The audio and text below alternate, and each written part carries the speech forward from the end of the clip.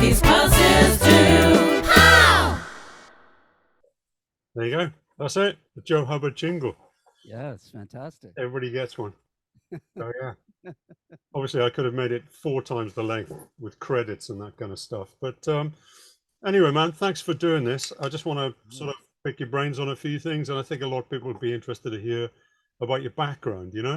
So normally I don't, as I said to you earlier, I wouldn't get into that. But in your case, I think it'd be really interested to hear, how you came up, how you got to the point where you're sort of on the scene.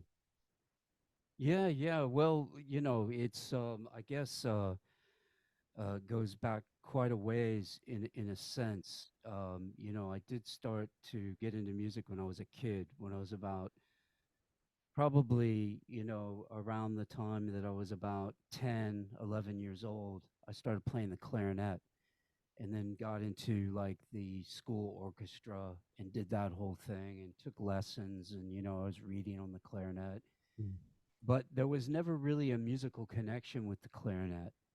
um, we had then my dad was in the military and we had then got stationed in Thailand, of all places, because he was got another tour in Vietnam. He had already done one previous to that, and then he did another one. And then my mother said, "Look, you've got to get us closer to you." Because back in those days, when you're in Vietnam, like in the late 60s, you had a 10-minute call and then the call would just cut out. So it was nothing like it is today. So she wanted him to be closer to him. So he enabled us to be stationed in Thailand. And then he ended up coming back after a year and then doing something in Thailand. So when I got to Thailand, I had met some guys who were guitar players. There was 2 guitar players and a drummer, and they had, it was through my parents and stuff, and they said, "Well, Joe plays clarinet. You guys should get together." So we got together, and they were jamming, but I couldn't jam. I was like, "Well, I don't know what to play. Do you have a piece of music that I can read?" But it was weird because there was no musical connection. I remember that distinctly when I actually played the clarinet. But then when I started to jam with these guys, and sort of pick up, guitar, I played guitar for a while and I played drums for a while. And at one stage, I kind of fiddled around with the bass, but that really never really got started until much later, when I went back to the States and I was like in my senior year in high school, and I had a bass. I got this bass when I was in Thailand, and I had this bass, and I started fiddling around with it again. And then, I was, doing bits and pieces and trying to figure stuff off of records and stuff. And then my dad wanted me to go to college, and I was kind of a high school dropout. I graduated, but I was like, I wasn't really into anything. I was just into just living and trying to, find something. And my dad said, "Where are you going to college?" And a friend of mine was going to Berklee. And I said, "Well, how about the Berklee College of Music?" With no understanding of how much money it would cost or anything. You know what I mean? It's just kind of the way I was back then. And my dad said, "Fine, we'll get the paperwork and fill it in," because it was his mission that I was going to college, and that was it. And then, then you're on your own type of thing. You go to college. So I went to Berklee, and what was amazing was that it was the first year that Berklee didn't hold auditions because they were trying to get more money to get bums on the seats. And it was the very first year that you could major on the electric bass. Right. Because before 1975, you had to play double bass. And and that's just the way it was. Like when I think Jeff Berlin went to Berklee the year before I did, or he was there the year before. I don't know when he started, but he majored on the violin, because you could not major on the electric bass then, So the thing is that that was a first, and I was completely oblivious to all this stuff. And my dad just took care of it and showed up, and Of course, I didn't know anything. I just about knew a C major scale and a few Santana bass riffs, you know, those ostinatos that Santana uses, dun, dun, bo, dun, dun, ba, dun, bo, bo, dun, you know, that kind of thing. And and you know, got into Berklee, and I remember doing the proficiency tests, and all the numbers were on zero. You know, because they had a 3-digit system there for figuring out what level people were at. And it was like, I think one was for your reading, one was for your improvisation, and one was for your general playing, something like that, or maybe your time or something, you know. And I had 3 zeros when I Wow. went in there. But the great thing about Berklee back in 75 was they had a system, and the system was that no matter who you are, everyone in the first year does the same course. So it was all like ear training, arranging, you know, music theory, you know, it was all the basics. And I wasn't good enough to play in any bands or ensembles in the school because I couldn't read, you know. So and it was weird because I read on clarinet, but I had no concept of how that transferred to the bass, none whatsoever. So it was really bizarre. And so that's where it started really for me, was when I went to Berklee, and I loved it, and I loved the vibe, and I everything about it. I was a very poor high school student, and you know, in academia, but somehow with music, I excelled. You know, I was a very, you know, I got very good grades when I was at Berklee. And I went for 2 years, and then a couple of my teachers, you know, who were there, who had saw me progress, because I did progress while I was there within those first 2 years. But a lot of the guys, some of these teachers who had kind of taken me under their wing, that pulled me aside and said, you know what, it's time for you to leave. You need to leave Berklee, and you need to go and play. You need to get some gigs. Because that's what's missing from what you're doing right now. You haven't played with anybody. And I thought, okay, great. These guys know what they're talking about. I'll do that. So I ended up moving to LA because a friend of mine had gone out to the Musicians Institute in LA. So I moved to LA, and I hung in LA for a while. You know, like I was there probably about a year, maybe a year and a half. And I got to meet a whole bunch of cool people while I was there. But I realized that I was not I wasn't ready. I wasn't worthy of hanging with anyone of any repute.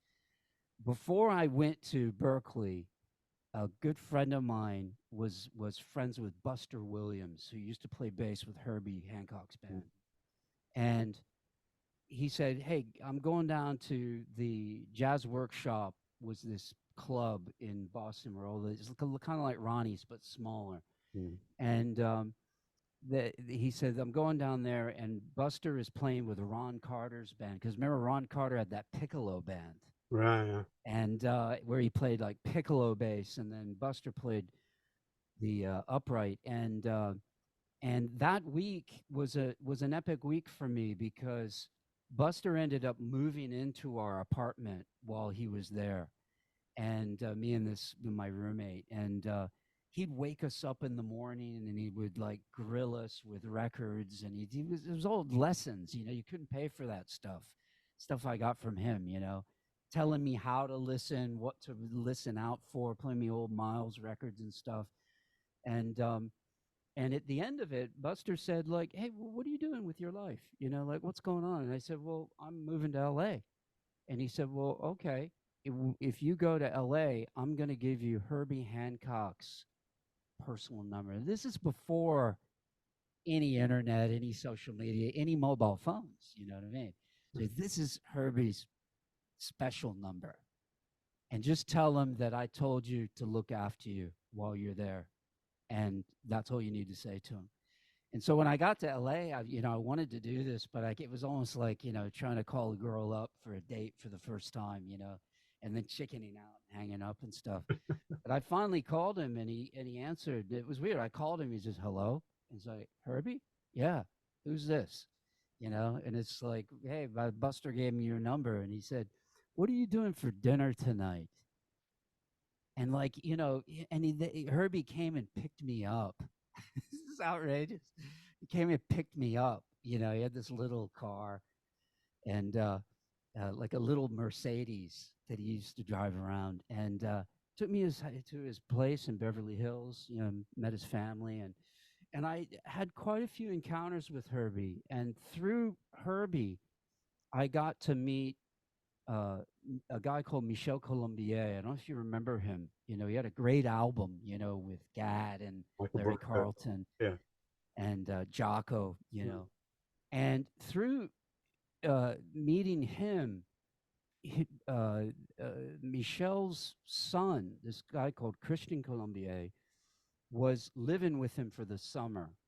And he said, hey, you need to come to my house and meet my son and then start hanging out with him because he doesn't know anyone here. So I started to do that, and then I remember one day Christian called me up and he said, hey, let's go to the beach today. And so me and him went to the beach, and then we got back to his dad's place, which was literally like, it was like a scene out of Boogie Nights. It was just up from the Comedy Store on Sunset, in the hills. And we drive up to the house, and the music is blaring. And I go in and walk in, and I say to Michelle, like, man, and there's like a party going on, and I said, what's this music? This is totally happening. And he said to me, he said, it's Jaco Pastorius. And he says, as a matter of fact, Joe, this is Jaco. He was standing right next to him. I didn't even recognize him because he didn't look like he looked on like the record covers. He had really long hair and was tied in a ponytail, and he didn't have a shirt on, just a pair of shorts, no shoes. And I got to meet Jaco there. And what they were playing was outtakes from the Mr. Gone album. It was River People, but it is like hadn't been released yet. It was just a rough mix, and there was some of the crew from Weather Report were there, and a bunch of other people and stuff. And then right after that, the River People kind of faded out. Punk jazz came on, with that bass solo at the front. And we were all standing in Michelle's front room, just like lined up in front of the stereo system. And like, if it wasn't for the music, you could have heard a pin drop, and everyone's jaw was just like on the ground, because that was history. Nobody, not even Stanley or Alfonso, was playing like that at that time. That was a first. Yeah. And everyone was just listening to it like, this is outrageous. And I look, and Jaco's like 2 or 3 people down from me, and he's doing this. He's just blowing on his fingers, and it was so bizarre, just like being there with him, and just watching, I tried to say a few things to him that were totally insignificant. I realized, like, no, not even worthy to say hello to this guy, and so I just observed. And I remember him sitting at the piano when the slow section came up, and he was sitting at the piano and playing those voicings, his hands were like huge. And he was saying to Michelle, he said, man, like, these voicings are ridiculous, man. He said, no one can play these but me. He said, I was even at Herbie's house the other day. He couldn't even touch him, man. He said, the only guy who could play these, he said, man, he goes, Wilt Chamberlain couldn't even play these voicings. And Wilt Chamberlain was the guy who held the basketball with one hand, at the time. And it was just hysterical. But, through the connections of, Michelle and Herbie, I got to meet quite a few heavy hitters while I was there, like guys like Wayne Shorter and Louis Johnson, Patrice Rushen, John Lucien was another guy. And I ended up doing a demo tape. It was the first thing I'd ever done with Michelle's brother-in-law. Was a guy, was like a half French, half Moroccan guy. and who was a producer, and he'd come to LA, and Michelle was helping him out, and we did this demo tape at Michelle's house, just on one of those old 4 tracks or something. And I remember not actually being able to come up with anything at all in the beginning. And then I remember just kind of going, okay, well, he said, look, let's take a coffee break. And then I thought I was done. I thought, like, I can't handle this, and everything. And then he said, hey, shall we get back to doing this track now? And I was like, really? And Michelle came home, and he said, okay, what are you playing? And no, you need to play this, and you need to do it like this. Okay. And they got something out of me. So that was my first kind of introduction to what that world was like. And I realized, like, I'm not good enough to do this. So I stayed a little while in LA, and then I kind of on a whim, I moved to Hawaii because my brother lived in Hawaii, and I thought, I just need to get out of LA, do something positive. I'm going to go to Hawaii. I didn't know what I was going to do. But when I was there, a friend of my brother's, and this was like kind of like the first couple of weeks I was there, said, hey man, there's an ad in the paper for a bass player for a show band in Honolulu. So I thought, well, what do I got to lose? So I called the guy, and the MD was an ex-Berklee student, and he said, hey, can you read? And I said, yeah, my reading's okay, because at that time I'd been 2 years at Berklee, and I was practicing a little bit. And I said, yeah, I can read a little bit. So come down and audition. I went down, got the audition, and that was where it really started for me professionally. And I spent 3.5 years in Hawaii. And there was a great scene there, man. There was a great scene. A lot of well-known people came from Hawaii, like the band Seawind, came from Hawaii. The Seawind Horns, all those guys that played on all that Quincy stuff, Jerry Hay, Yeah. Jim Hutchcroft, and Larry Williams, and Kenny Wild was their bass player. And although they had just moved to LA because they had got a deal with CTI, and but they used to come back all the time. And in fact, my first recording session that I did in Hawaii was with Bob Wilson and Bud Nuanez of Seawind, and it was for a Christian band called Just Us. And and everything just kind of spiraled from there. There was a guy called Ben Ritfield who has been the bass player with Santana for like 25 years. He was with Miles for a bit, wasn't he? He was with Miles, yeah. He was like the kind of Jocko of Hawaii, the Hawaii scene. Yeah. And when I just got started and I had just got on the show, I used to go, there was a great sit-in scene in Hawaii. Like, you could go anywhere and sit in. People encouraged it. And like, oh, you play, get up and do something. You can't leave until you play. It was that sort of vibe. So I used to leave the show band gig, go to all these clubs with my bass, and just sit in with everyone. And I just did that religiously. And I went one night to sit in with this band called Music Magic, and who were kind of like a jazz fusion type band. It's weird. Like, back then, jazz fusion bands had residencies in bars and hotels. It was really strange. And Ben Ritfield was, I knew him, and I had seen him play a couple of times, but he was sitting in with them. And then what happens is that, after he sat in with them, they called me up after a couple of tunes later, and I played. And then when I came off, he said, hey, I've got a gig for you if you want it. I really dug the way you played, and I'm doing this like Hawaiian pop stars gig called Noelani Cipriano, and she's looking for a new bass player. I can't do the gig anymore, do you want it? And I said, yeah. He said, well, you probably have to audition, but here's the details. And that got me into that scene there, because she had a record deal, and we did a whole bunch of gigs and toured and recorded, and it was again just elevating everything. Like, my whole experience in Hawaii was that I literally came in, nobody knew who I was. I had no prospects other than the skills I had got from 2 years at Berklee.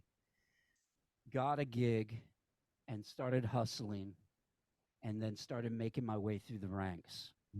So by the time that I had been there for 2.5 years, and there was a guy who had a jazz gig there called Flip Nunez, and he had played, and I met him at a music union meeting, because when I joined the music union, when I first got there was like me, another guy, and then Flip Nunez. And I knew him because he had played on this with this band called Azteca that were like a sort of side shoot from Santana. Right. People like Neil Schon played in that band, and it was all good San Francisco Bay Area type band. And I love that band because I love Santana and all that stuff. But what I didn't realize was that Flip was he was more of a bebop player, and he did that Azteca thing just as a commercial gig. Mhm. And, when he lived in San Francisco, his own band had Dave Garibaldi and Paul Jackson playing in that band. And of course, Mike Clark used to play with him, and all the guys from San Francisco knew Flip. He was a legend. He used to play with Wes Montgomery's band. He played with John Handy. He played with Artie Shepp. He had a lot of history. And he moved to Hawaii because he just kind of got tired of San Francisco. He was getting older, and his sister lived in Hawaii. But he had this gig, which was the top bebop gig in Honolulu, called Keone's. And I wanted that gig from the day I met him, because the day I met him, he said, come down to Keone's and sit in. And that's really when I first got there. And I sat in, and I was terrible. I couldn't really play bebop then. I was more like a guy who could go in and sit in on tunes like Red Baron. You know what I mean? Or like, a Chameleon or something. I was kind of a funky jazz guy. And so I sat in. Of course, he was playing bebop, and I, kind of, didn't do great. But he was very encouraging to me, and he said, look, got to keep coming down and you got to keep listening. But you see, as the years went on and I kept doing that and stuff, when it got to that point, after I'd been there about 2.5 years, he calls me one day, and I'm rehearsing with another band. And he said, I need you to do this gig now. Your slot has come up now. And I said, oh, okay. Well, when am I starting? Tonight. So I said, okay. And I literally hung the phone up, and I said to the other guys in the band, and I felt really bad about it, but I said, look, I've been waiting for this for years. I'm out, and you got to find someone. I'm doing this gig with Flip. So the first gig I did with Flip, I walked in, like, man, this is great. Thanks for the opportunity, And I said, hey, do you got a set list? And he said, no. And I said, oh, okay, any idea what tunes we're going to do? He said, no. That would be impossible. I know over 3,000 tunes. He just walked off. So I was like, oh, my God. So it was really literally baptism by fire in the worst possible way that you can ever truly imagine. It was really bad, because that kind of thing would be hard to do now. You know what I mean? To really do it as a bass player, because if you don't know the tunes and you miss one note, it's so evident. It's much easier for other musicians to kind of fake things. You know what I mean? Yeah. But back then, it was like completely impossible. It's just like deer in the headlights type of stuff. Yeah. But the drummer was a cool guy. I mean, Flip was cool, but he was just like, you got to deal with this shit, man. You're in the jungle now, man. You know what I mean? It's like this is the real world. And I was okay. So like I'd bring my real book and they'd call a tune, but they'd play it in a different key. He'd know that it was a different key from the real book. And literally it'd be like, but I was so green that I'd be like playing. He wouldn't tell me it was in a different key. And then I'd just start playing it in the key in the real book, realizing about 4 bars in, something's drastically wrong here. You know what I mean? But the drummer was cool, and the drummer played piano. And he was an old-timer guy that used to play with Flip in San Francisco. And his name was Buddy, but I can't remember his last name. And but he said to me, he would say after every tune, he would say, this is the tune, this is the key, and he'd give me a couple of records to go by. And also Flip would do that too, but Buddy would do it directly for the tunes we were playing. Mm. So I started accumulating a list, Yeah. you know. And after about 3 months of doing that gig and being absolutely raked through the coals every single night, and this was like a 6-night-a-week gig, and it was 4 sets a night. Oof. And it was the late gig there, so all the musicians used to come, and you were on show, you know. It's like there was nowhere to hide, you know, and it was so hard, man, to get through any of it. And 3 months into it, I come in, and you know, and I had got an apartment near enough to the gig where I could just walk to the gig and walk home. I used to wake up at 11 o'clock, practice all day, go to the gig, come home, go to sleep, wake up, practice all day, go to the gig. And I did that for a year. Yeah. And it was amazing how my playing really shaped itself from that gig. That was the biggest education I ever had, you know, in anything. It was just phenomenal. But after that 3-month point, I went to the gig, and Flip said, he said, yeah, let's play Days of Wine and Roses, like a Groove Holmes type thing, you know, because he used to play organ. So, you know, and I said, okay. And I knew that tune at that time. So we played it, and it was kind of a medium up swing thing, and played it. You know, I took a solo, and at the end of it, he turned around and looked at me and he said, yeah, baby, you got the groove. And that was after 3 months of never hearing one thing said to me in a positive light, not one. And being roasted, like brutally roasted, and no holds barred. Not being mean, but just brutal. Yeah. You know, and also like, hey, you want to keep this gig? You got to get it together. You know, you can't keep going on night after night like this. This is not good enough. And it was hardcore, man. And you know, like Flip wouldn't let me drink on the gig. Like one guy bought me a beer one night. Flip snatched it from my hand. You know, you're in training, man. And then you sort of chugged it, you know. And so the tune after the Days of the Wine and Roses, Flip said to me, he goes, okay, let's play Oleo, which is rhythm changes. And he kind of in breakneck tempo. I lasted about 4 choruses. And when he knew I was lagging, like I just couldn't last any longer, he'd turn around, he'd be playing. It was so intense. He'd turn around and he'd go, lay out, and he'd play the bass for the rest of the tune. So I'd just be sitting there, you know, like this. So at the end of the tune, he turns around and smiles at me and he says, once you think you've got it, you don't. Boom, you know. And that's what that was like. And I did that gig for a year. And at the end of that gig, Flip got sick, and weirdly couldn't handle the tropical weather. So he had to move back to San Francisco. And when he left that gig, he said to me, what are your plans? And I said, well, I'm just going to stay in. I already got another gig with another jazz guy, a trumpet player. And he said, no, you're not staying. He said, people retire in Hawaii. He said, you got to go to New York. So I thought, shit, you know, okay. And I used to take these things very literal back then. I was young and impressionable, you know, and I thought, he knows what he's talking about. Yeah. So I asked my dad if I could go back to Berklee. And my dad said, yeah, he had always wanted me to finish. So I ended up going back to Berklee, you know, at that point. And then realizing just how much better I got, you know, because when I got back, I was playing in school bands, and you know, my level went to 7s.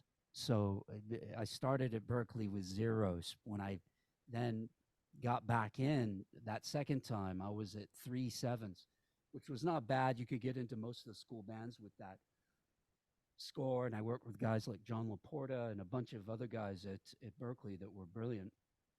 And then played with a lot of guys too. You know, there was a lot of great musicians there the first and the second time I went. Jeff Tane Watts, There was a guy called Gene Jackson, who's another drummer. He played with Sonny Rollins for a while.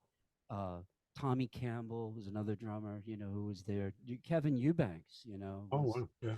yeah, and there was so many people. Kenwood Denard, it just, the list goes on and on of how many people were there. Jimmy Earl was another guy, and so real positive feedback. And then what happened was I then did the Berklee thing, then moved to LA for I left Berklee, I think, after I did another year, and then I thought, I've got to try to go out and play again. I just thought finishing, there's no point in finishing. The paper isn't important. I kind of regret that now. For some reason, I kind of regret that I didn't finish, but I didn't, and I left and went to LA. And I started getting in with some guys who had moved from Hawaii to LA, who were getting places and getting things. And then I got a call from a Danish guitar player who I knew at Berklee, and he organized this tour in Denmark. And so I flew to Denmark and I did this tour. And at the end of the tour, I came to the UK. And the thing was that back then it was really easy to travel around and get into countries and stuff like that. And I met some people here, and that's how I got to the UK. And then, when I got to the UK, what was weird was,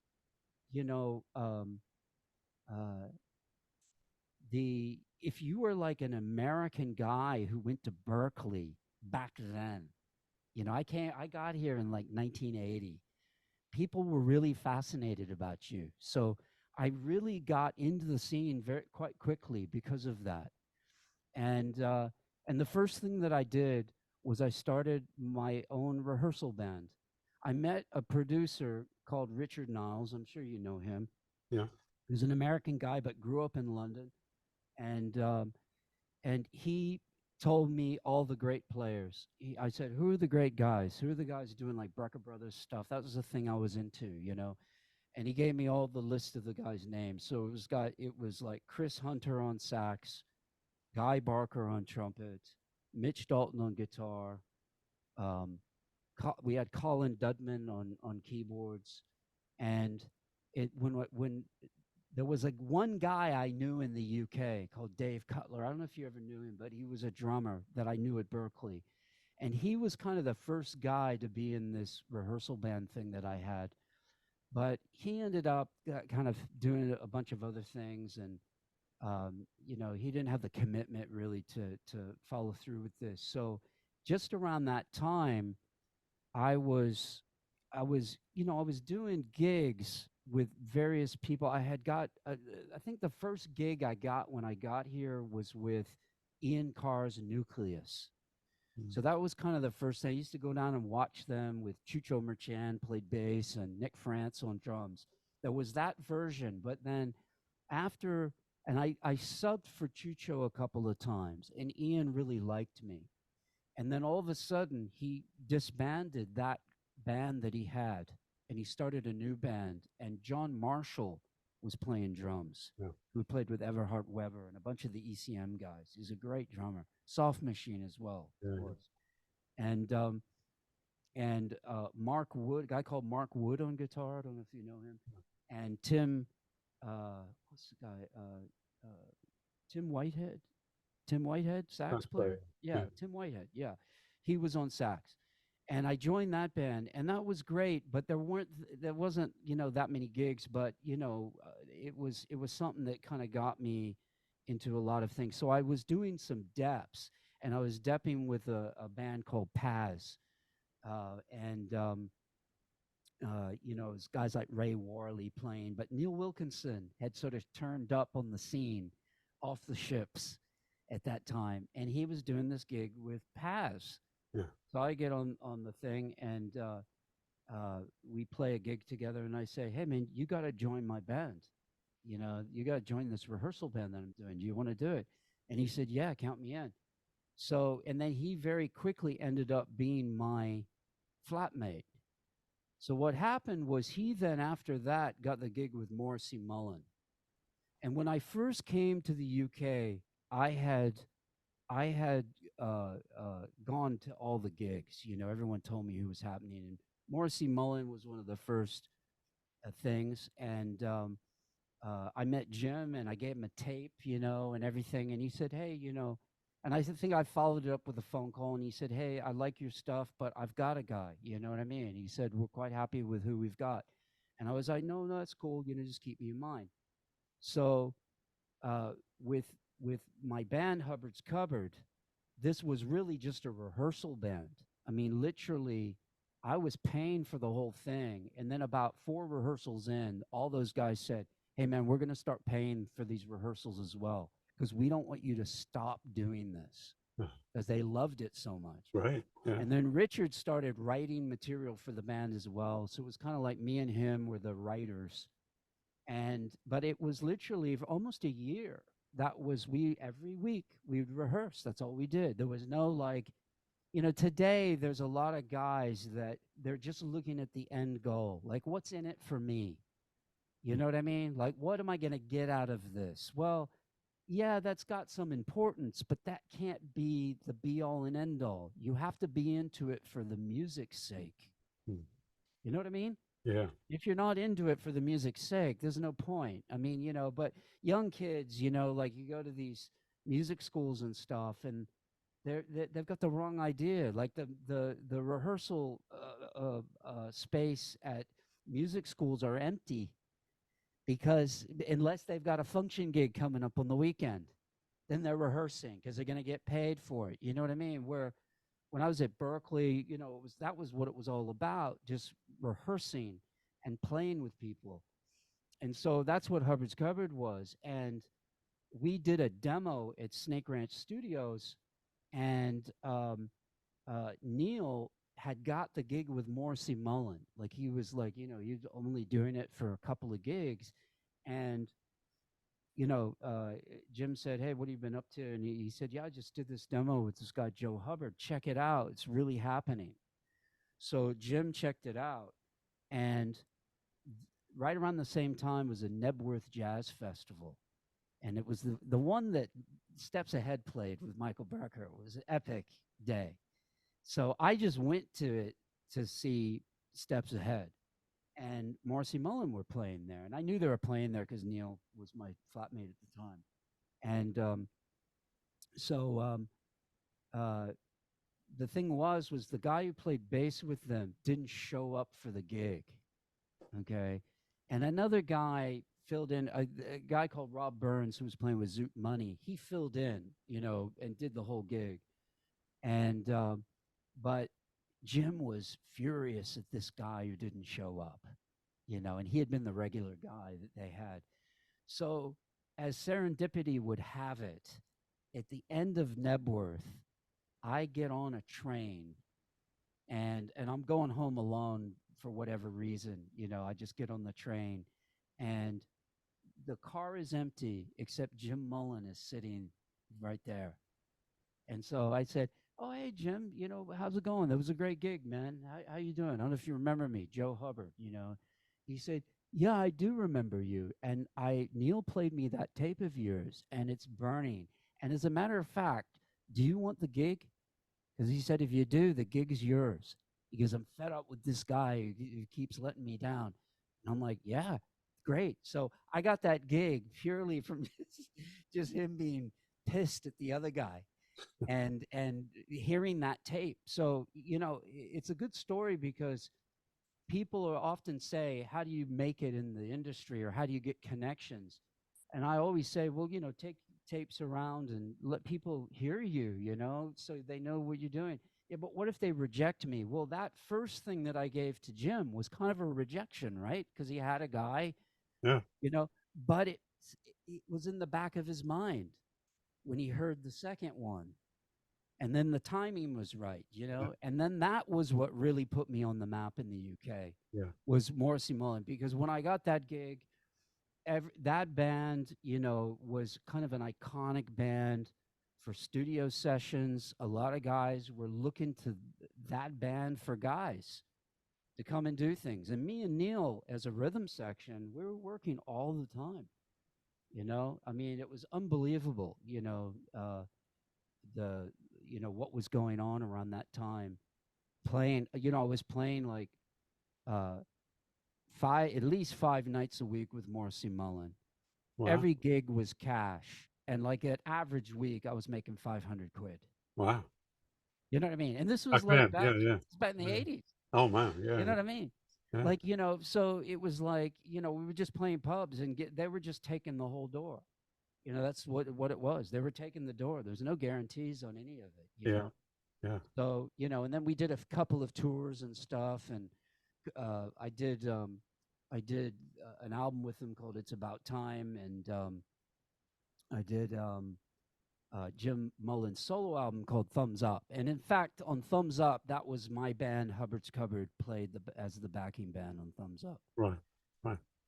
But that's kind of what got me into the UK scene. That's where it all started, Yeah. and then things kind of snowballed after that. But that's where it happened. And then, weirdly, as a result of, being on that scene with Morrissey Mullen, the guy, Morrissey Mullen, were signed to Beggar's Banquet.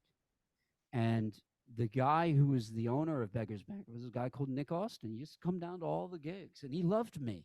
He used to say, man, you're so exciting. I love the way you play and blah, blah, blah.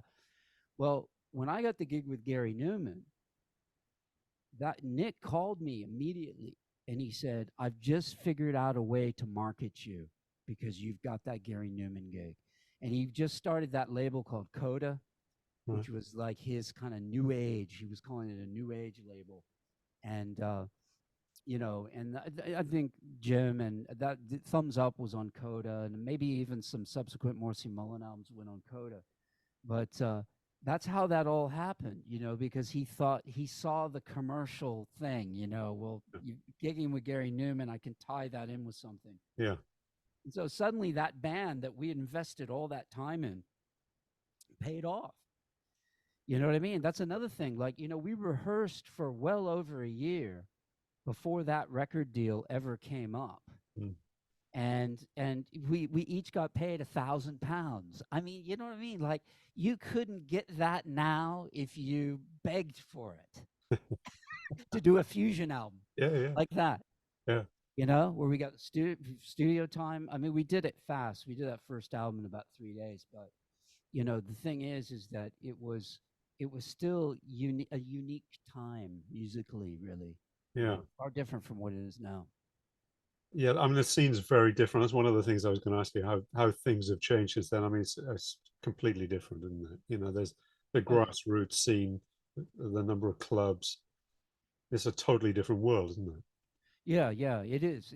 It's just, it is what it is. It has progressed in the way that it has. And yeah, I mean, I think that it goes back to that thing that I said is like, what are your real goals in being a musician? I mean, everyone's got, the problem is that if you become a professional musician and then the industry changes dramatically, then you have to find ways of making a living, which is tough because, if you were always playing and banking on that to, bankroll your life, then for many, that would be hard to sustain the way the industry's gone. You know what I mean? And so you have to be more diverse now, but I kind of saw that writing on the wall pretty soon. I mean, I realized kind of before I got the gig with Morrissey Mullen that I should be teaching because I could teach somebody something. Yeah. You know what I mean? Yeah, I do. Yeah. And the weird thing is that the first guy who called me for lessons was Pino Palladino. So of course I've not heard of him. Yeah, you've not heard of him, right? And of course he was kind of an unknown guy then. Yeah. He played with Gary before I got the gig, and there was no connection at all between me getting the gig because of him. It just happened that way. But he did the album called I Assassin, and then I did the album called Warriors. And he was playing with Jules Holland's band, and then he had got that gig with Gary Numan, and he said to me, "Look, I'm just got this big gig, and I want to keep this standard a gig, so I need to know what I'm doing." and he was a great player already, but he wanted help with understanding how things cross applied because he could figure things out off of records, but he didn't really know, well, where can I take this idea and where can I put this in something else? Yeah. Because he didn't really understand music theory and a lot of harmonic connections. Yeah. He was more just an ear guy that worked things off of playing by off of the record. Yeah. So, but he studied with me for about a year and a half, and then in the end, like it was weird because I saw the complete rise of his career through the period that he studied with me. Because he was with Gary, and then they were back and forth between the states, and whenever Pino came back into town, he'd always have a lesson with me. He'd always call me, "Yeah, I need a lesson, man." So he'd come down, and then I remember one day where he came over for a lesson. I said, "What are you working on anything new?" And he said, "Yeah, there's this guy called Paul Young," and he said, "But CBS has shelved the record. They don't see that there's any hits from it at all. So that was like that album then when that came out, that was kind of around the time that Pino stopped coming to me.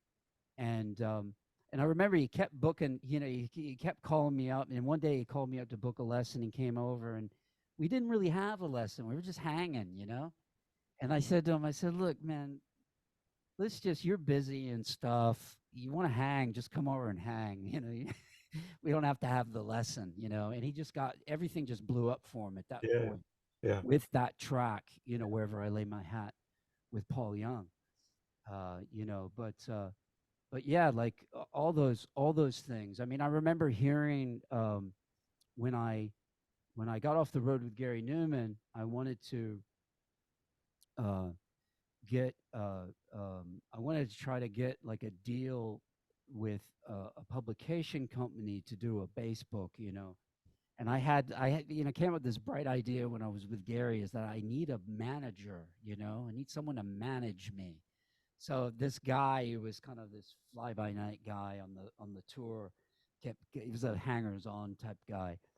He sort of convinced me that he could manage me, and for all the things he didn't do, he did get me this deal with Music Sales, which is the biggest music publishing house in the world. Yeah. And for my book Basslines, and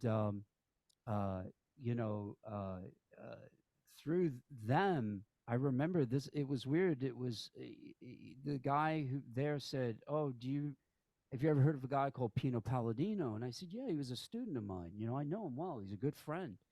He said, "Yeah, because we're involved with the publishing for this new band called Go West." And that album hadn't even come out yet. He gave me a copy of the cassette, Yeah. That was epic record. Oh, man. amazing. Yeah. Epic record. Yeah. And of course, all those guys, I know all those guys and played with Tim Goldsmith and,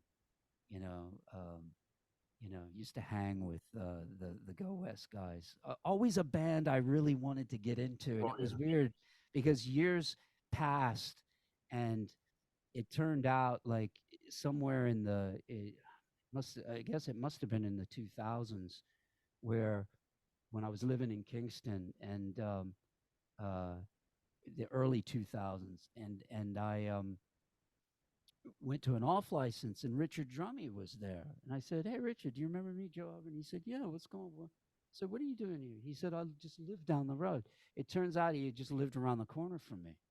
So he invited me around, and Pete Cox came over that night. And I said to him point blank, because at one stage I tried to get my name put down as a guy to audition for them, and I never got any joy out of it. I said to him, "You were the one band, man, the one band that I always really wanted to play with." And I said, "I don't know if you ever knew that I had my name." Yeah, we knew. You wouldn't have. He said, "You would have been bored after 3 gigs." No, I wouldn't. You don't know me. I would not have been bored, But that's the way the industry can be as well. They saw me as this kind of musician type guy, Yeah. But I would have loved to play with that band. Oh man, Loved yeah, all what those a band. tunes. Alan Murphy. Oh man, Oh yeah, yeah, amazing. yeah, amazing. Yeah, and he was another guy that I met very early on. It became kind of a more of an acquaintance than a friend. A lot of people in the industry are, but the band, he had a band called SFX. I don't know if you remember them. Yeah, yeah, Tony Beard used to play drums. It's kind of like, talking about this stuff. It's like 7 degrees of Kevin Bacon, isn't it? yeah, Because yeah, yeah. everyone keeps rolling around. But Tony Beard was another guy I played a lot with. Um, Great drummer, great guy, and that was a great band. And Richard Cottle on keys and Felix Krish on bass. Yeah, yeah, And I used to go see that band all the time. They were just amazing. yeah, But yeah, Alan, incredible, incredible player. yeah. You know. I remember Steve Pierce. I was talking about you to Steve Pierce. I just mentioned your name. He said, "Oh man, when he came on the scene, we were all terrified." He's like, "Who's this guy?" Because you knew all the stuff. You could do it. You knew how things connected to each other, as you say, and you had all that going on. I thought, yeah, I've never forgotten that. That was a few years. 4 years ago. He told me that. Yeah, One thing I Steve, wanted, great. as a Steve's a bit of great a bass sort of player. right turn, one thing I wanted to ask you. Um, you studied with Charlie Banacos for Yeah, years. yeah. What was that all about? What did he deal with in those lessons? Because you've done what I'm getting at really, you've done the Berklee thing, so I know that you knew how functional harmony worked. You had a strong understanding of music theory, functional harmony. So Sure. what were you getting from Charlie Banacos then? Well, Charlie was, it it's weird because it goes to show that even even as a serious musician, it's hard sometimes not to just be skating over the top of the whole musical issues that you supposedly know. Mm, You know what I mean? yeah, It's kind of a lifelong. I remember seeing an article with Pat Metheny, and he said to be a jazz guy as a musician, just to hang, you have to spend an inordinate amount of time with your instrument mm, that most people are just not willing to do. yeah, And there's a lot of pros that don't really want to do that, especially after a certain amount of time in their development. Maybe they're tired, or they just, man, I just don't need to do it for whatever reason, or they just don't feel it anymore to push it. Um, it's kind of like, maybe like a Navy SEAL who got through Hell Week, but then thinks like, I don't really want to continue to train really hard after getting through Hell Week because I've proven myself. You know what I mean? yeah, And I think there's a lot of musicians like that. So with Charlie, it was like, this, again, it was like a wake up call, to who you really were. But his whole thing, he was a jazz improvisation teacher. He was a piano player, and he taught all different musicians. He taught, I mean, some of the guys he taught were really well known. Like he had even happened to teach a lot of bass players. Like he taught Lincoln Goines, Elaine Caron. He taught Jeff Berlin. He taught Jimmy Earl. But he also taught many others. Like he taught. Well, he taught Brecker for a while. yeah, I mean, when I was studying with him, Brecker was studying with him for a good few years, and Wayne Krantz, so many guys, Mike Stern, just the list goes on and on and on. yeah. And when I was at Berklee the second time, that's where I met Stern, because Stern was like a local Boston guy. He was just on the scene in Boston. Nobody knew who he was, but he was amazing, and very quickly he got snapped up by Cobham, and then he got the gig with Miles, and that was probably within a year that I had been back to Boston that happened. But leading up to then, he was just a gigging guy, and he was studying with Charlie, and because he was so amazing, I would try to pick his brain and stuff, and he said, "Yeah, you got to hook up with Charlie," and so I rang up Charlie back then, and they said, "Well, he's got a 5-year waiting list at the time." And like the way I was back then when I was in my early 20s, like, what, 5 years? Fuck that. You know what I mean? Like you know, like I don't care who you are. It's just like I don't know what I'm doing tomorrow, man. You've putting 5 years on the clock. And I remember when I went back to Berklee that second time, Jeff Berlin had left Bill Bruford's band because his space with Banacos came up, and he moved back to Boston to study with Charlie. Wow. That's a true story. It's a true story. And then Jeff was just gigging locally as well with people like Stern. He was playing with all the guys, you know, in town.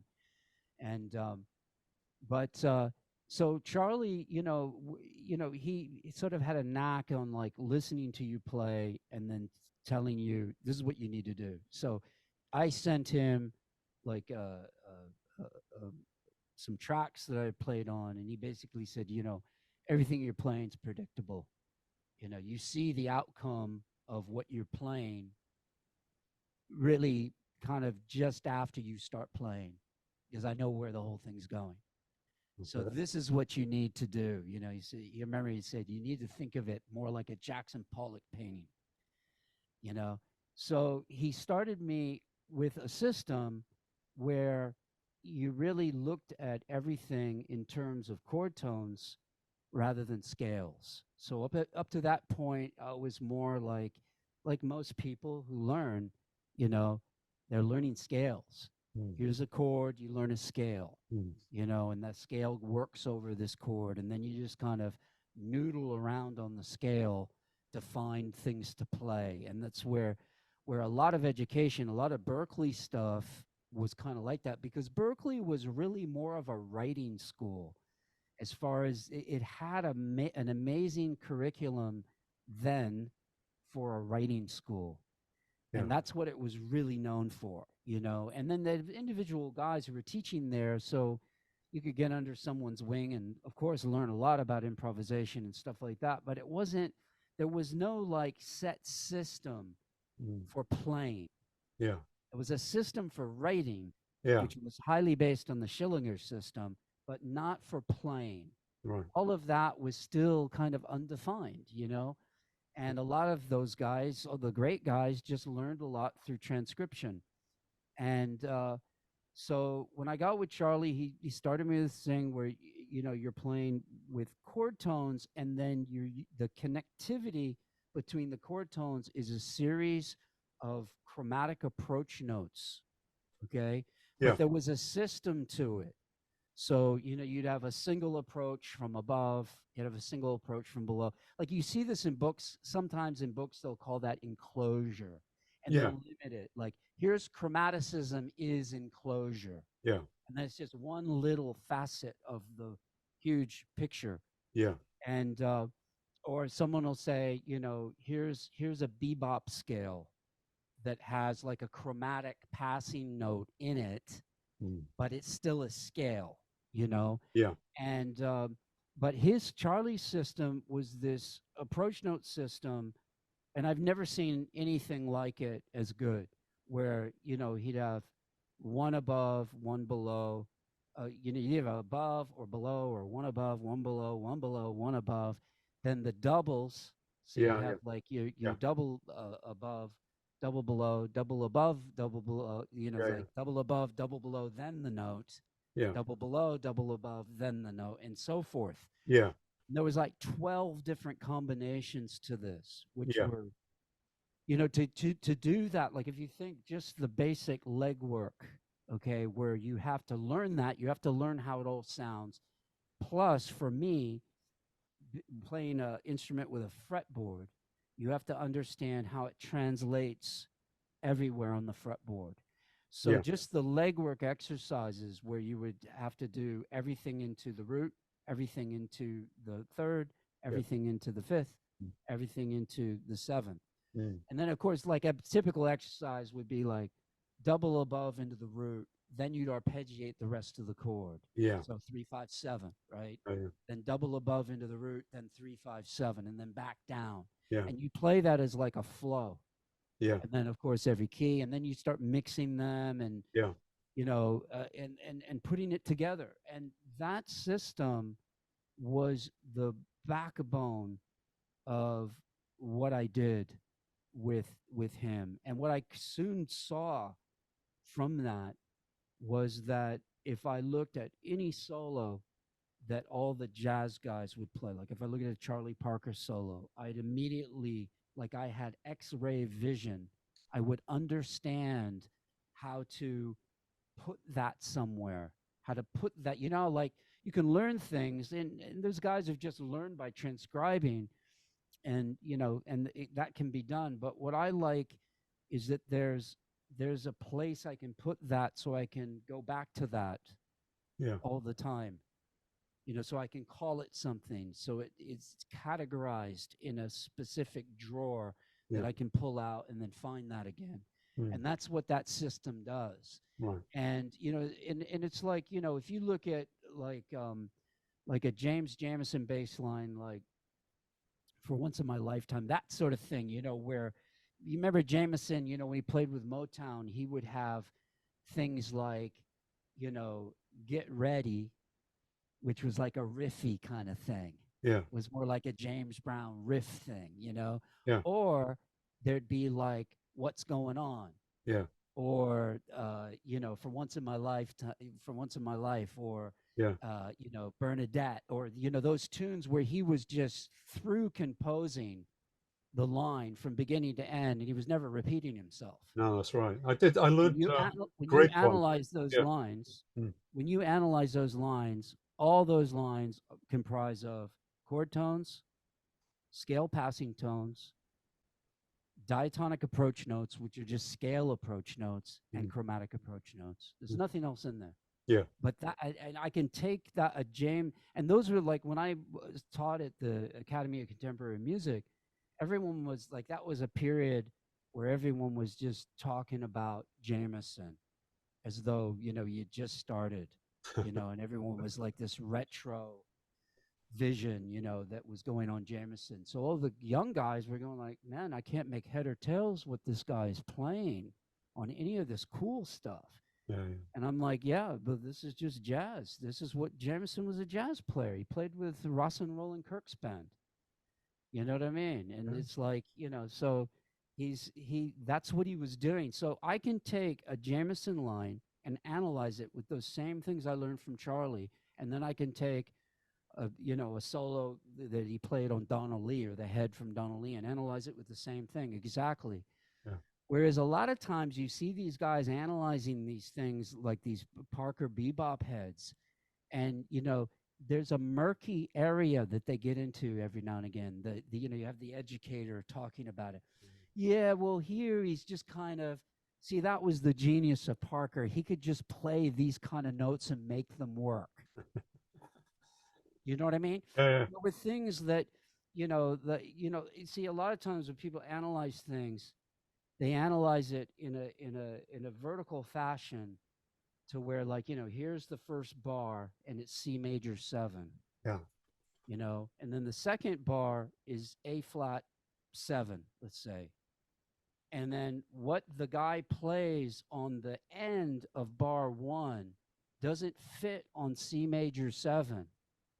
And they always go like, see, this guy, his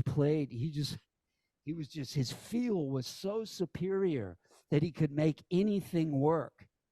This is And actually, he's targeting something. Well, actually, it's called anticipation. Yeah.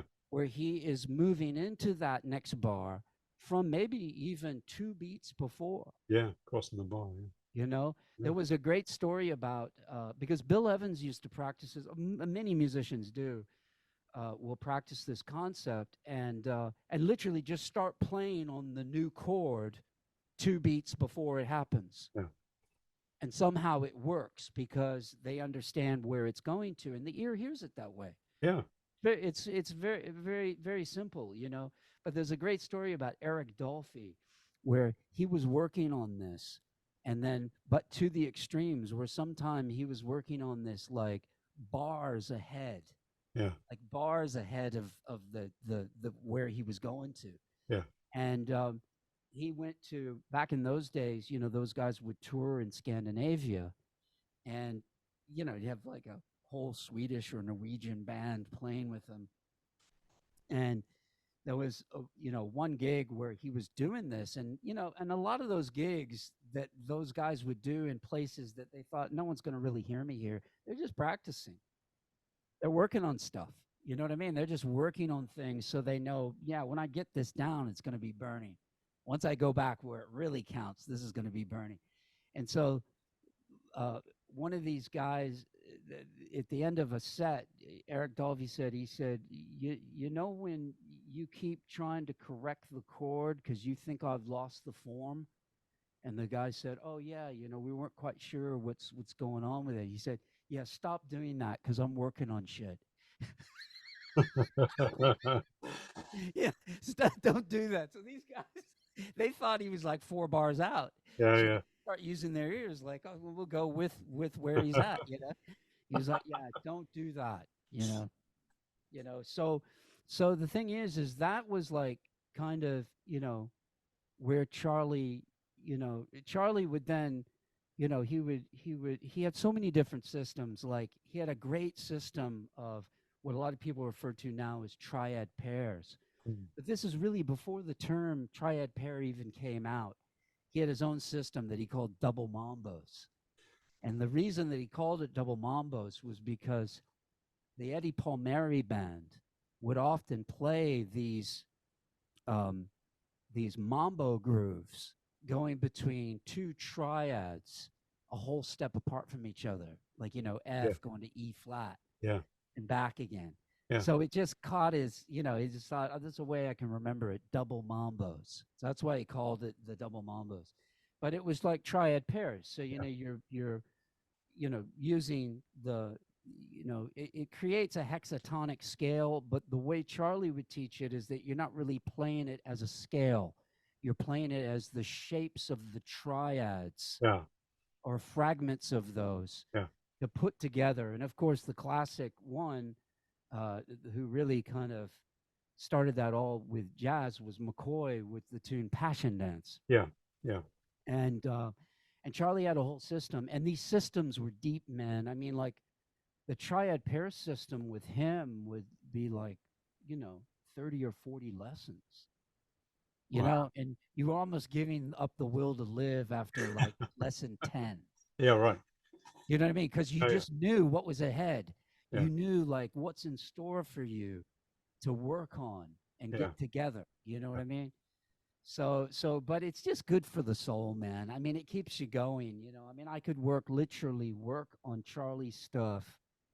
I mean, when I got back, because I gave up playing for a while, in the early 2000s, I gave up for about 10 years, and got into a whole nother thing.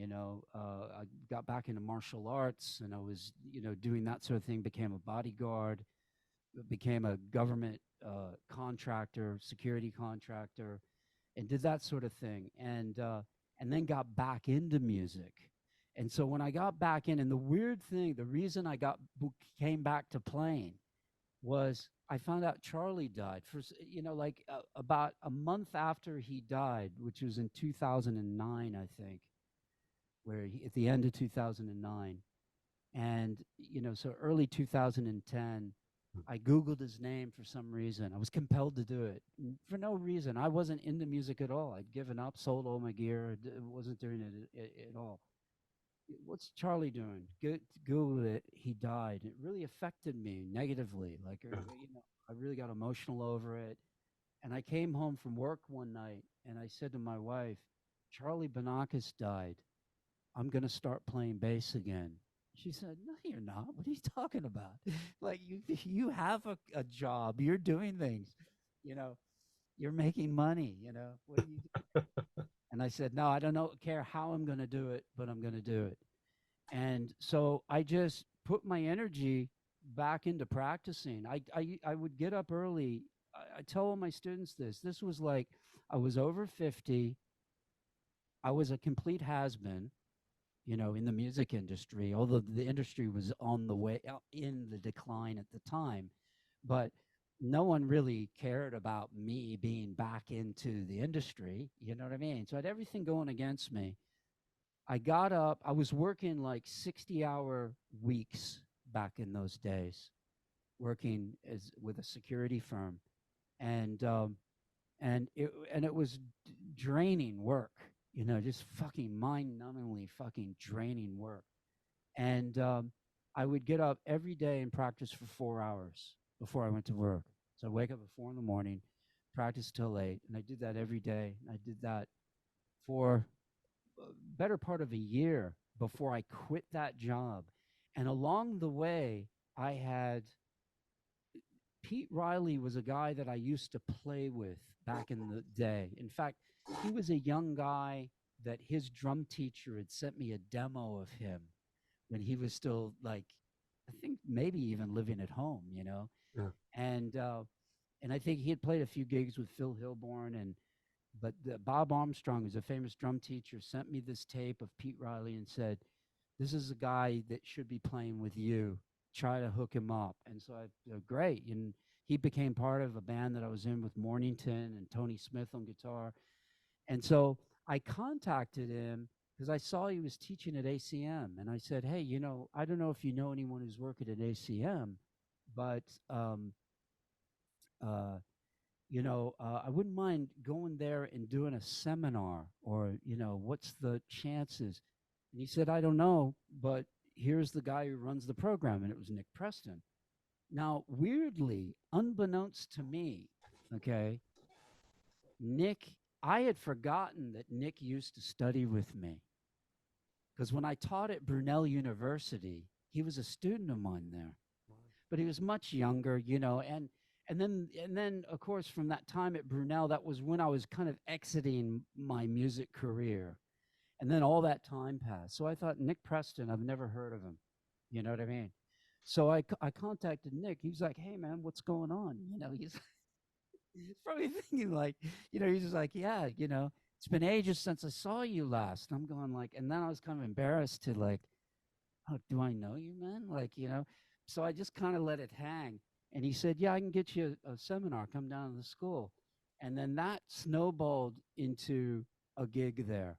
And that gig led me back into playing. And it was a perfect platform for me because my chops were not, even though I had been practicing a lot, I hadn't played in 10 years. So I had a lot to work on. So when I got that gig at ACM, it allowed me to focus all my time on practicing and really getting my shit together. And I was there for 4 years and then kind of moved on. And now I do my own thing at home, mainly an online teaching platform, Yeah. JoeHubbardBase.com, and that's what I Yeah, do. I mean, I've seen some of your things. It's great for these students to study with somebody who really, really knows how harmony works, but understands how to analyze licks, grooves, harmonic approaches. I think you're a force for good, with that. Oh, thanks. That's Yeah. a real achievement. I mean, you've done so well with it, but quite rightly. But it's hard for people to punch through. It's just lovely to see you get the platform working where you can, fight the good fight. I think that's amazing. I'm sure a lot of people that will watch this will be people who've signed up to your channel, but there'll be some guitar players watching.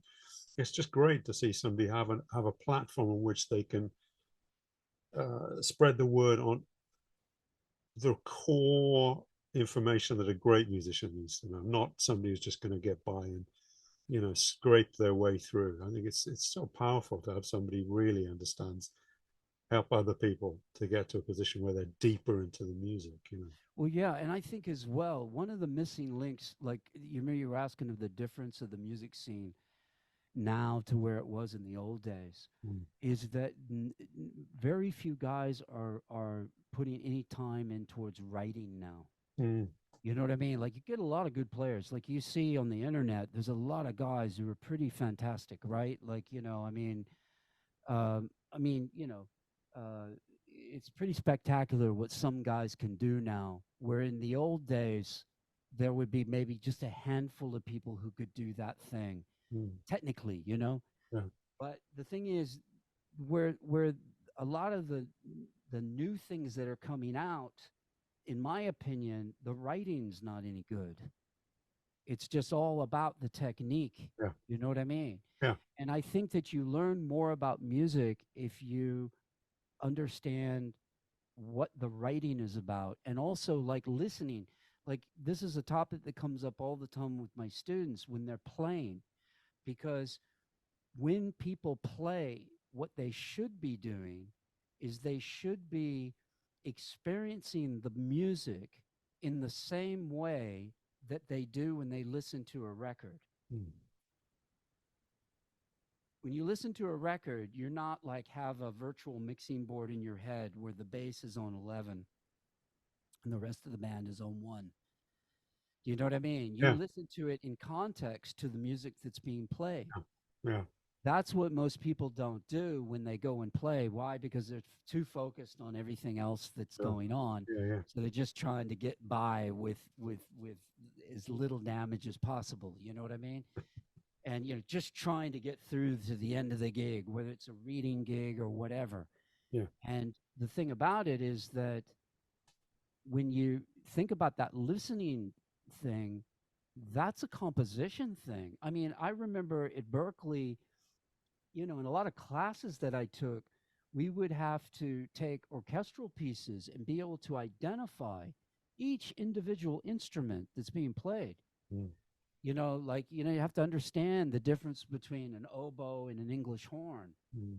You know what I mean? And, Right. Or a trumpet and a cornet, it's like the listening skill that takes is you've got to learn that. You can, none of that is inborn. No. None of that is inborn. You got to actually learn that, because you have to spend time going, what are those things and how does that work?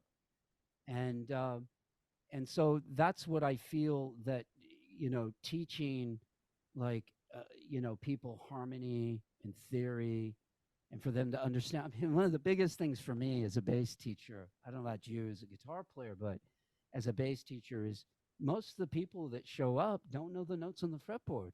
Oh, yeah. They don't know the notes. I mean, a lot of them can be professionals as well. This Yeah. is the dirty little secret. Yeah. There are people who are pros that don't really know the notes on their fretboard. Yeah. And it's kind of like, and they find it boring. They find it, well, it's kind of boring to sit there and learn that. But I mean, you can actually get places by not knowing that, but you're always going to come to a point where you can't go any further. Yeah, absolutely. You know what I mean? Or Yeah. you can't like do certain things. Yeah. Those are the guys that'll turn up for a lesson and say, hey man, I turned up on this big band gig and I couldn't cut it and I don't know why. Or I tried to do this Latin gig and,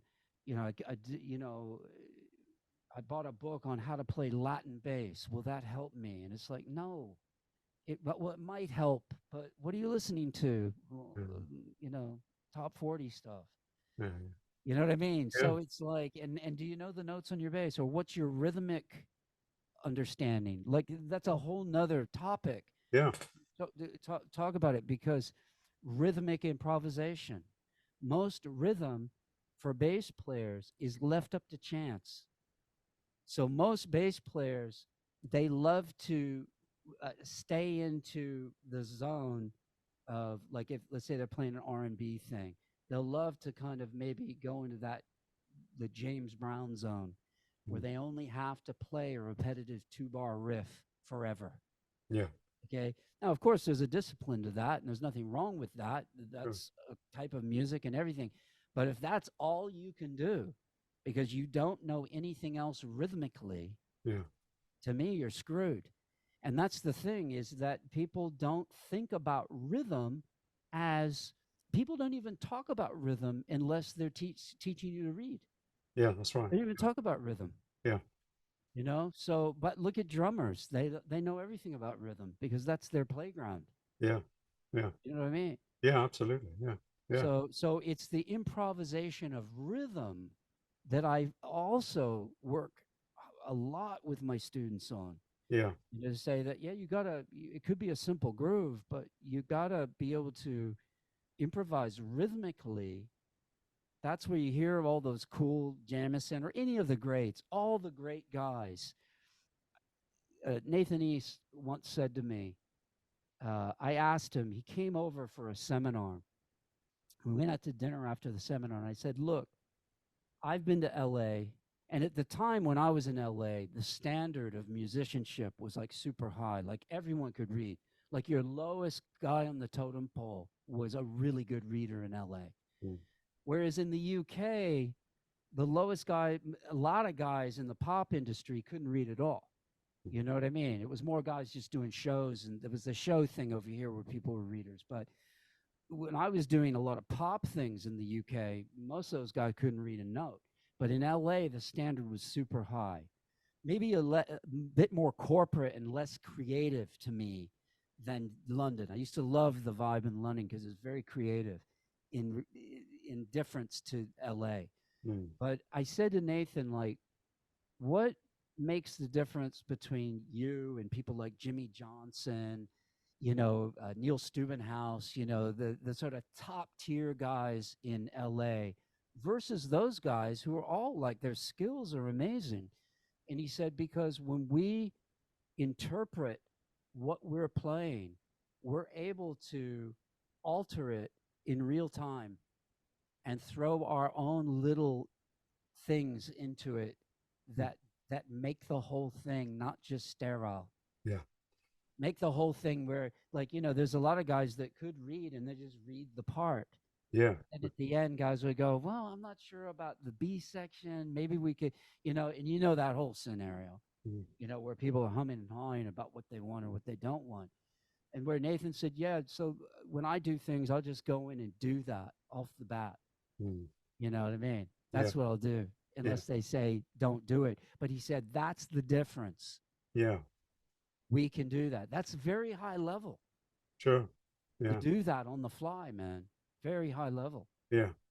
I mean, that skill set you're describing, the way you train people when they study with you, that's giving them the groundwork that they absolutely need to own before they can generate the new stuff.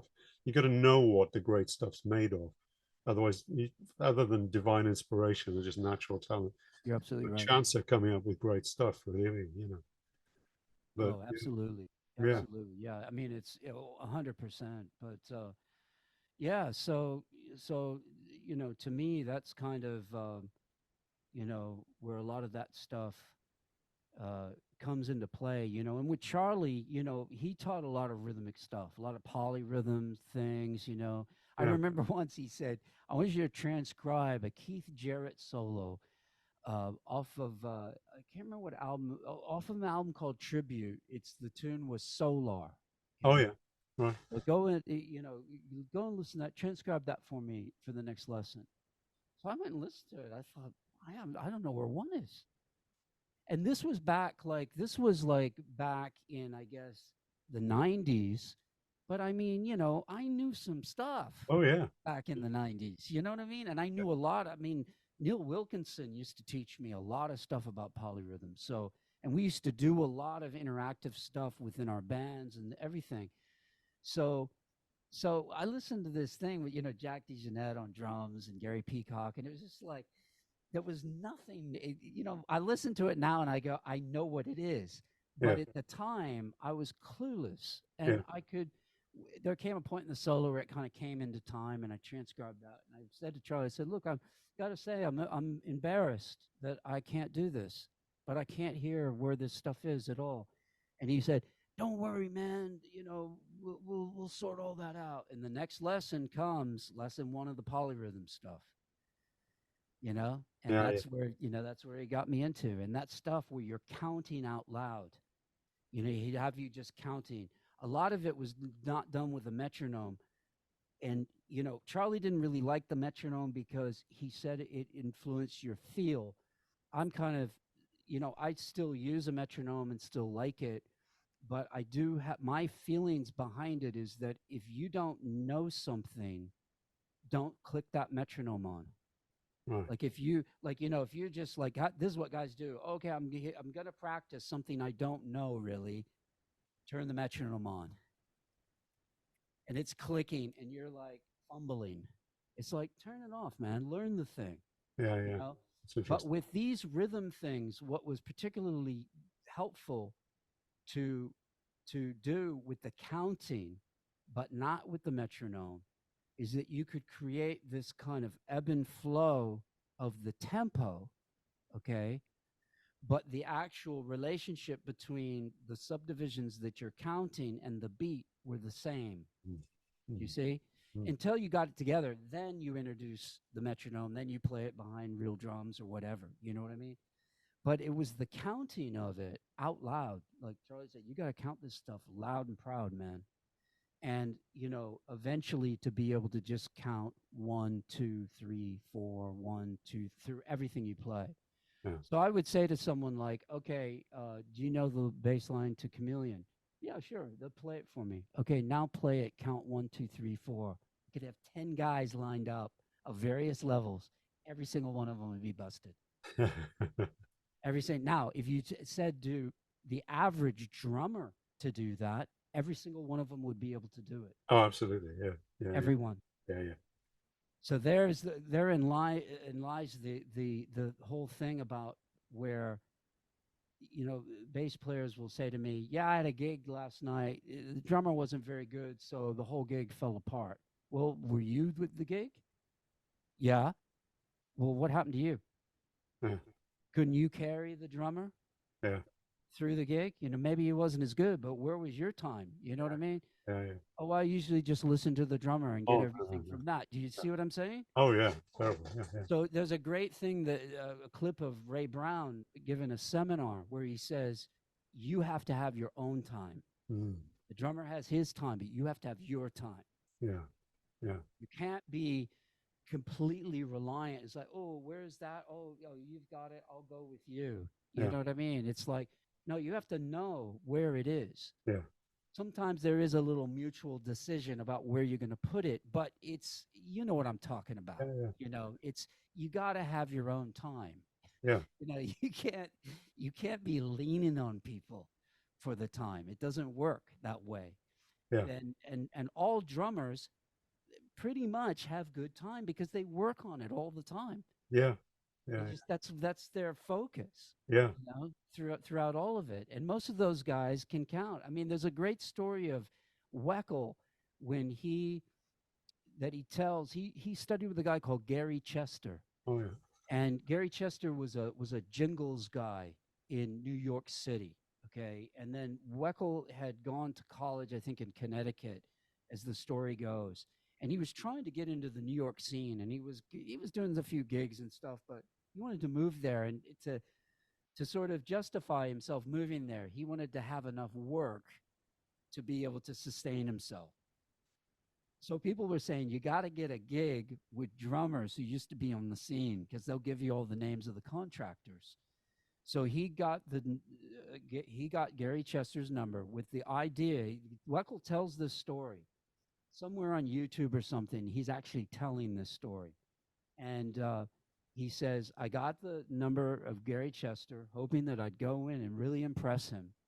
And he'd like hook me up for all these gigs, you know. And Gary Chester said, well, I only do like a group of like 10 lessons. You know, I don't just give a single lesson. And he said, well, okay, I'll do that, you know. And Weckl said that he goes in for the first lesson. He said within the first 5 minutes, any idea that he had that he was going to impress that guy completely flew out the window. And this is Weckl back at a time where he was actually, this is right before he got the gig with Chick. Right. Because the story went that he studied with Chester for that summer and then auditioned for Chick after that and got the gig. But he attributes Chester to him getting that gig. I mean, he said that he had to count. He would have these 4-way independence drills that you have to play, but you have to count everything. You know, and it was very complicated, and you know, and you have all these different etudes that you have to do. Yeah. And that's all counting. You know, so, and it's like, but that's the thing, you know, it's like ask a bass player to play a simple funk groove like Chameleon, but count 1, 2, 3, 4, where the beat actually is. Because what they'll do, you know, they goes, don't, gunk, gunk. They'll be counting 1, 2, 3. You know what I mean? Yeah. You know what I'm saying? Yeah. Oh, You that's know? a good one. That's a good. I mean, I think at a basic level, just subdivisions alone, a lot of students don't have the grid of subdivisions going, and that's the base level of this stuff, isn't it? Yeah, yeah. Oh, yeah, yeah, of course. Well, you need to know that as well in regard to style of music that you're playing Yeah. too. Yeah. 'Cause I don't know about you, but these days, no one's playing shuffles anymore. What's going on? Did you know what I mean? I Like suppose the so. Yeah. shuffle seems to be a kind of lost thing. Like there was a time where everyone knew what a triplet was. Yeah. But now it's kind of like, I mean, obviously the guys you're hanging with are know that, but it's just an interesting thing that, there was some guys some guy had played me like some neo soul thing, said, man, the rhythm of this, and it was just basically really a lot of that neo soul stuff, you know, kind of uses those 16th grooves with triplets rubbing against them at the same time. Yeah. Yeah. You know what I mean? Yeah. But I just said they're just 16th note triplets, man. Yeah. There we've worked on that, you Yeah. know. Oh, okay. Yeah. But just like things like simple shuffle grooves, I mean, a lot of that is not part of the vocabulary of a lot of young guys coming up. I think it's a bit different with the guitar because Yeah, guitar. blues is such a thing on the guitar still. You know what I mean? Blues is Yeah. cool again. No, I mean Yeah, I've yeah, always been into it. A lot, people are really into it. Will always be into it. But the blues guitar is a big thing now. You know what I yes, mean? So they're of course. amongst guitar players, they're putting bands together, playing that kind of stuff. But yeah, broadly speaking, I'm sure you're right. Yeah. Yeah, it's weird. It's weird. But that's all those rhythms, they're dictating the style of music. Yeah. Not completely, but in a generic way they are, Yeah. Yeah. Yeah. So, if you don't know how they feel or sound, I mean, everyone talks about feel, but you can't feel until you understand what they sound like, right? Yeah. I mean, Yeah. you need to know what that sound is, Yeah. Yeah. and then the feel comes from that. It's a process. Yeah. Yeah. I mean, you should come and do a workshop at the college I teach at. I'll speak to the guys about it. Yeah. I should, Definitely. listen. I should let you go. There's a ton of other stuff I'd love to talk to you about. Have you got any new stuff you want to announce to bass players who might be watching this? Have you got any new packages out, or are you just always generating stuff? I am generating stuff kind of regularly, but I've got a new groove course that's coming out in October. Yeah, a new groove course was coming out in October, and then also there's a project that I was involved in. It's actually over a year old now, but it's a record that's coming out with it's kind of a tribute to Charlie Banacos, and a lot of heavy hitters are playing on this record. And I was asked to do a track, and on the track that I wrote, Wayne Krantz is playing guitar. Wow, lovely, great. Yeah. And Tommy Breckline on drums, and a piano player called Dave Witham, who used to play with Patitucci. Right. Really, really happening. So that's going to be out in January. Great. And there's not really much out about that yet, because they're just kind of, they've just solidified a deal and working out, the marketing and everything for what they're doing with it. Yeah. But that's due out for 2024. Right. Cool. So I'm excited about that, and a lot of other great guys on that record as well. I think Stern is playing on a track as well. Right. Oh, amazing. Yeah. I tell you what I'll do. I'll put a link down below to your website. Oh yeah. For any of you guys out there watching, I mean, I think for guitar players, it's good to have a working knowledge of how a bass line functions. So some of you guitar players might want to check that out, because I definitely spent some time. I learned a few things talking about Jameson. I remember learning that grapevine bass line. Oh yeah. Struggling over that's great. playing it really badly, but just to study how, like you said, the way that he gets around the chord tones, links things. But yeah, listen, Joe, I'll leave you go, but we got to play one day. Absolutely, man. But yeah, maybe come and do a workshop. We'll talk about it. I'll give you a bell. Yeah. That sounds fantastic. I'd love to do that, man. Thanks. Right, man. Okay, listen. Thanks for doing it. I'll catch you soon, man. No worries. Thanks for asking me, Thanks, man. It bro. was a pleasure. Take Thanks, care, man. man. See you later. Bye. Bye. Bye. Bye.